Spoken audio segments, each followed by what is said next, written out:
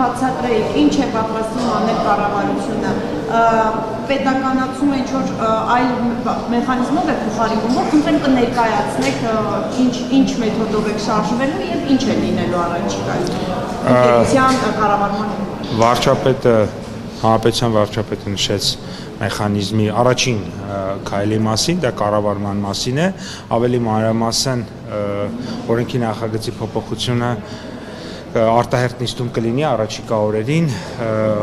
որքան տեղեկացված եմ, արդեն իսկ մեր խմբակցությունը, կառավարող խմբակցությունը նախագիծը պատրաստել է եւ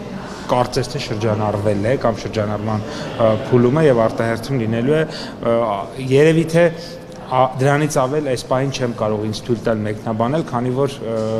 հրապարակման գործընթացը որոշակի մեթոդաբանություն ունի այդ տրամաբանությամբ։ Ինչ է լինելու այստեղ կառավարիչ է փոխվելու, ինչ է լինելու այդ պետությունից, ո՞նց է լինելու, էլի բարձր։ Արդեն ասացի, որ կառավարման մեջ, քանի որ մենք այսօր խնդիրներ ենք արձանագրում, երեք տեսեք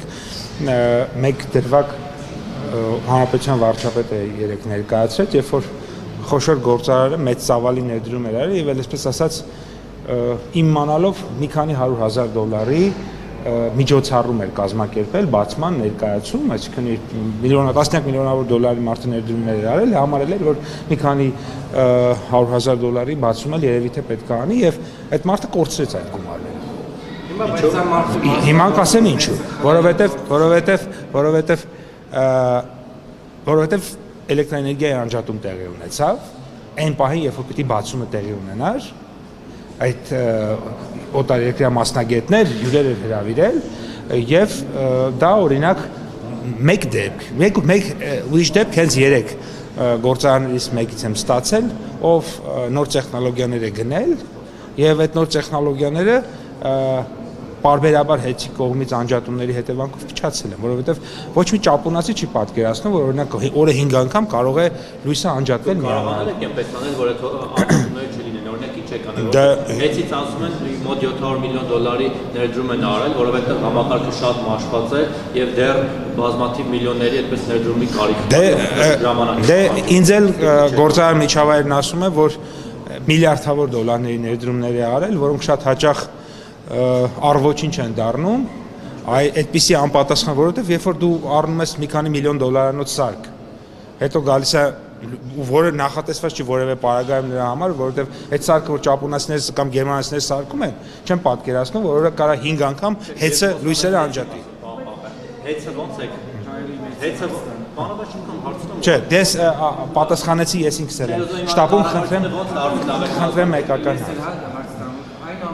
Սա մասնավոր բիզնեսի իրանալու փորձ չի արդյոք կառավարության, պետության կողմից եւ դուք կարծում եք Հայաստանը միակ երկիրն է, որտեղ օրինակ խոսանք անջատվում է։ Հայաստանը միակ երկիրը չի վստահաբար, բայց ձեր առաջին հարցի պատասխանը միանշանակ եւ հստակ ոչ եւ ոչ, որովհետեւ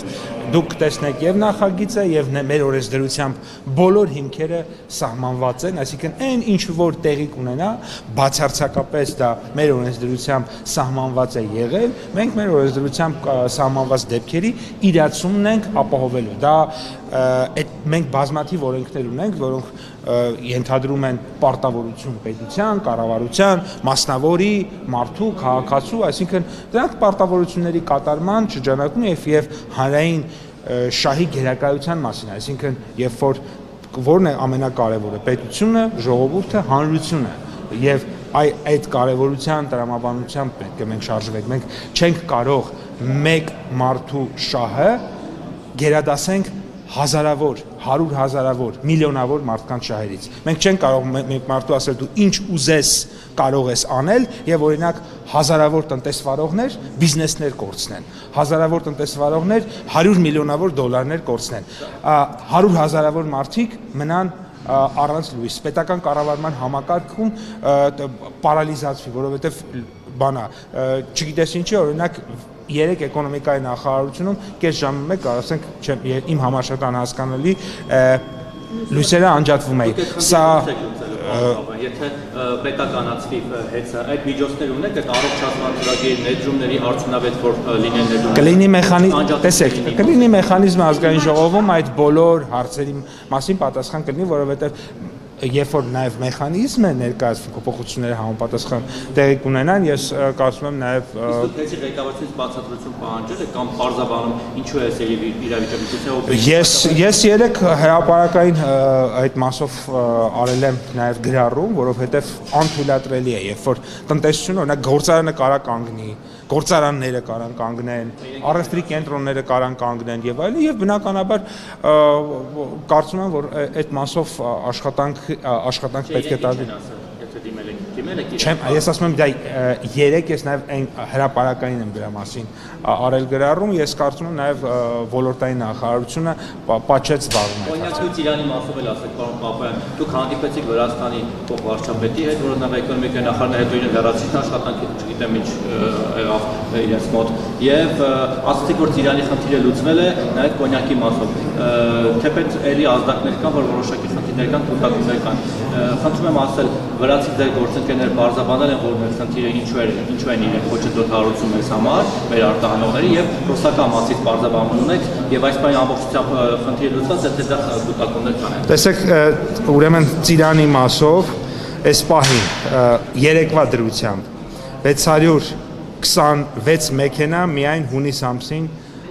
Ռուսաստանի Դաշնություն հասել է, 363-ը ճանապարհին են, օրինակ միայն 69-ը երեկա դուրս եկել, 70 քանիսը դրանից առաջ, իսկ նրանք ակնհայտորեն անգամ չեն էլ հասել։ Երկրորդը շատ մեծ հերթեր կան, օբյեկտիվ հերթեր կան Վերին Լարսում, որովհետև այդ տեղով անցնում է ոչ միայն Հայաստանի, գիտեք, այլ նաև այլ երկրների, թվում Վրաստանի եւ այլ երկրների, Թուրքիա եւ այլ ցամաքային, այո, բեռներ եւ այո, հարյուրավոր մեքենաներ հերթի մեջ կանգնած անցնում են եւ այդ թվում նաև Ծիրանի, իհարկե Ծիրանը, այսպես ասած, որպես շուտ փչացող ապրանք ունի արտահերթության իրավունք եւ օրինակ երեք ես նաեւ կոնյակի թիվը ձեզ հիշեցնեմ, օրինակ 3 քանի մեքենա կոնյակ է անցել, բնականաբար կոնյակի թիվը բազմապատիկ ավելի քիչ պետք է լինի, շատ պարզ պատճառով, որովհետեւ կոնյակը չի համարվում շուտ փչացող ապրանք եւ նրանց հերթը մի քիչ ավելի բարդ է, երեք անցել է ընդամենը 7 մեքենա կոնյակ։ Այո, այսինքն էլի հերթի այս պահին հերթի մեջ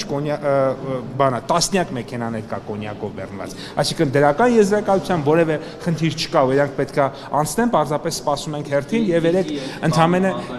7 մեքենա Գեզիում կա եւ ունենք գործընկերների հետ պայմանավորվածություն, առաջիկա օրերին մի քանի տասնյակ մեքենաներ կան, այդ բոլոր մի քանի տասնյակ մեքենաները ամբողջովին ուրեմն դուրս են գալու, ես մեկ թիվ նշեմ, օրինակ երեք առաջի օրը միայն 24 մեքենա Երևանի կոնյակի գործարանի, մեր հայտնի գործարանի մեքենա դուրս է եկել եւ ճանապարհվել է դեպի Սրտան։